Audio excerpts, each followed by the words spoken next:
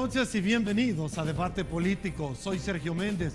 Durante la siguiente hora y media estaremos analizando los principales retos en materia institucional que debe enfrentar nuestro país.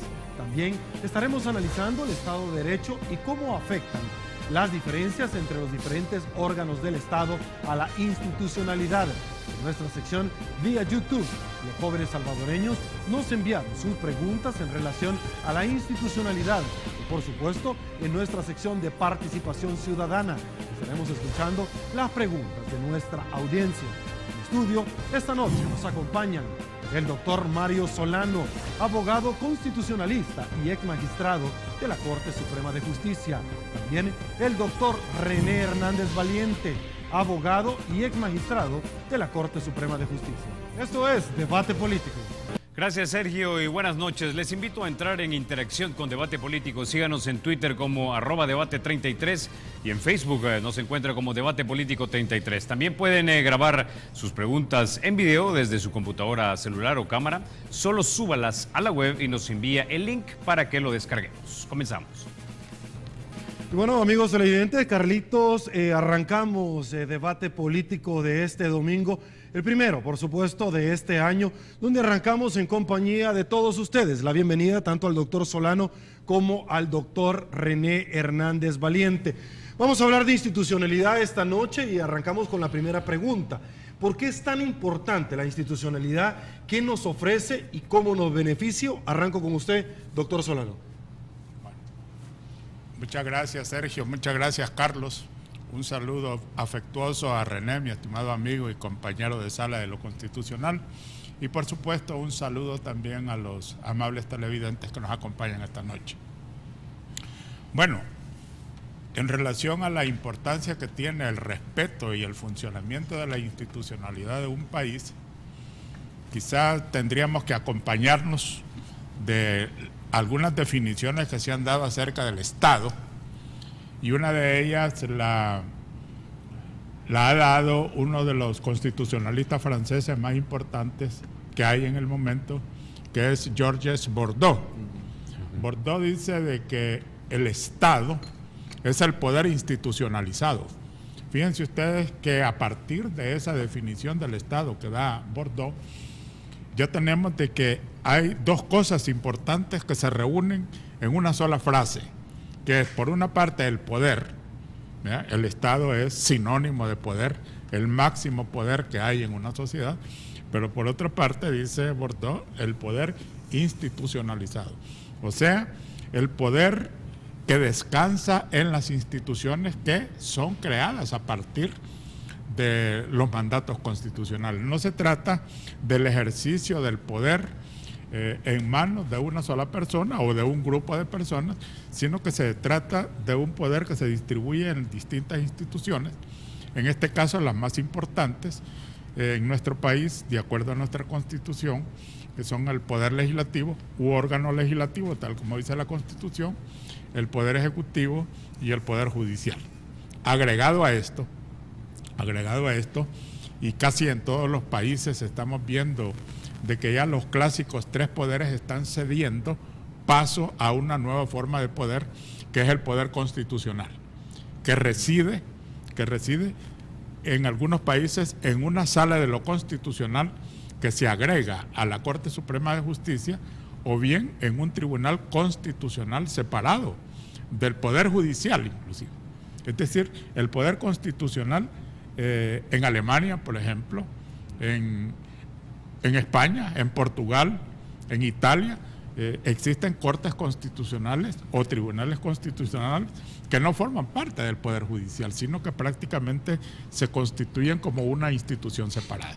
Entonces, en estas cuatro instituciones importantes y otras que se crean a partir de la Constitución, pero que se regulan mediante las leyes secundarias, entonces aparecen las distintas instituciones que el Estado necesita para que el ejercicio del poder sea un poder razonable, legítimo, no arbitrario, y que pueda servir para el cumplimiento de los fines del Estado y especialmente pues para el cumplimiento de los valores que la misma Constitución establece. Por ejemplo, esta Constitución nuestra establece que son fines del Estado o son valores esenciales del Estado la seguridad jurídica, la justicia y el bien común. Y entonces para ello crea las instituciones específicas que van a realizar esos valores. Por ejemplo, el bien común es una atribución esencial, no única ni exclusiva, sino que esencial del Poder Ejecutivo. Todas las políticas públicas prácticamente están en manos del Poder Ejecutivo, que se encarga de realizar todo lo que tienda al bien común. Luego, la justicia, que es otro valor importante, entonces que se le atribuye al Poder Judicial y al Poder Constitucional, en este caso nuestro, a la Sala de lo Constitucional. Y luego, la función normativa y contralora, importantísimas las dos, que se le confieren a la Asamblea Legislativa. En ese cuadro tienen ustedes las instituciones funcionando, el poder del Estado institucionalizado, tal como lo pronosticó Georges Bordeaux. Doctor, porque las definiciones son importantes. Ese poder institucionalizado, lo que es el Estado, según Bordeaux, ese poder, ¿de dónde viene? ¿De dónde emana? Bueno, la misma Constitución establece, y todas las constituciones lo dicen, no hay constitución que diga otra cosa. Inclusive las constituciones monárquicas parlamentarias, como la Constitución española, establecen de que el poder del Estado reside en el pueblo.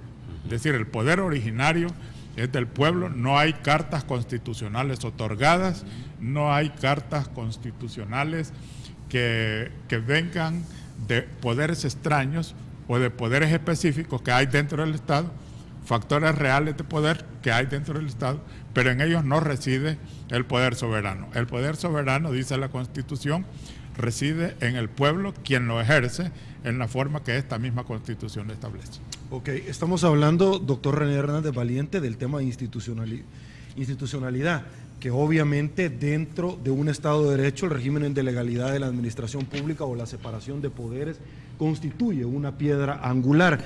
De eso estamos hablando, de un recuento del 2013, donde hemos visto arremeter a un órgano del Estado contra una sala e irse inclusive a una ficción jurídica como es la Corte Centroamericana de Justicia, pero más adelante decir no tenía competencia. Sin embargo, aquello que nos generó la posibilidad de ir a una Corte Centroamericana de Justicia, que era el voto por rostro, ahora sí lo estamos pidiendo, pero para las elecciones presidenciales. ¿Cómo se interpreta este doble discurso o amoralidad por parte de la clase política?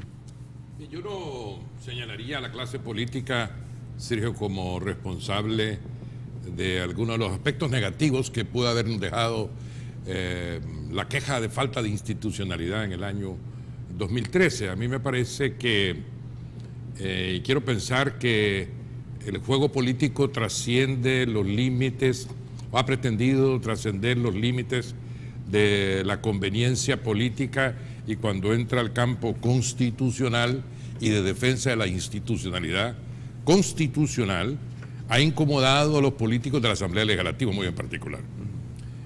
Un poco al Ejecutivo, hay algunos ejemplos que podemos señalar, ¿no? Pero en el caso de que la Asamblea acudió a la Corte Centroamericana de Justicia, ocurrió lo que al final todos los abogados entendíamos que iba a ocurrir, es decir, ante el fallo de la Corte Centroamericana, que se declaró supraconstitucional y dijo: nosotros estamos arriba de la Constitución de nuestro país, somos un tribunal supraconstitucional.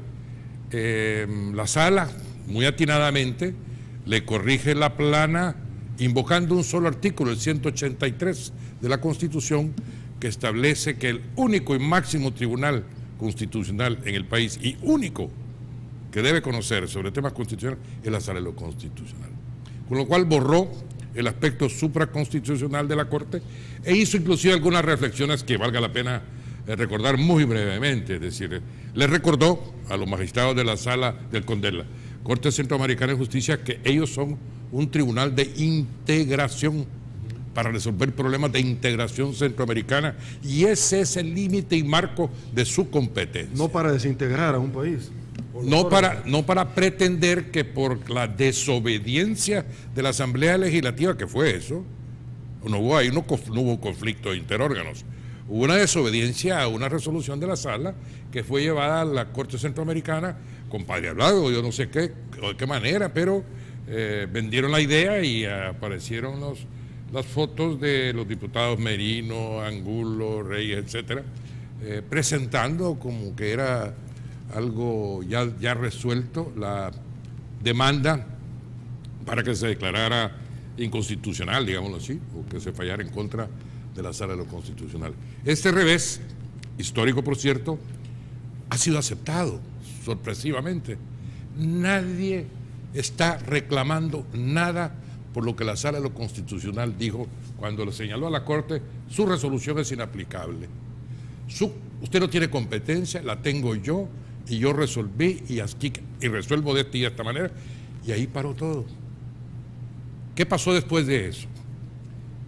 Que la Asamblea Legislativa, a regañadientes, por supuesto, muy a regañadientes, acata la resolución de la Sala de lo Constitucional, aunque no diga, y en cumplimiento del fallo de ustedes voy a elegir de nuevo magistrados, lo hizo. Entonces quiere decir que hay una aceptación incómoda de una realidad constitucional en donde prevaleció la institucionalidad de la Constitución gracias al esfuerzo que puso la Sala de lo Constitucional. Y aquí déjeme hacer una referencia muy interesante. La Sala, desde luego, incomoda a los políticos cuando falla en contra de ellos, y se pretende romper un poco la institucionalidad. Pero aquí hubo un fenómeno nuevo que no habíamos vivido y que se vivió por primera vez en el 2013, y es la fuerza de la sociedad civil.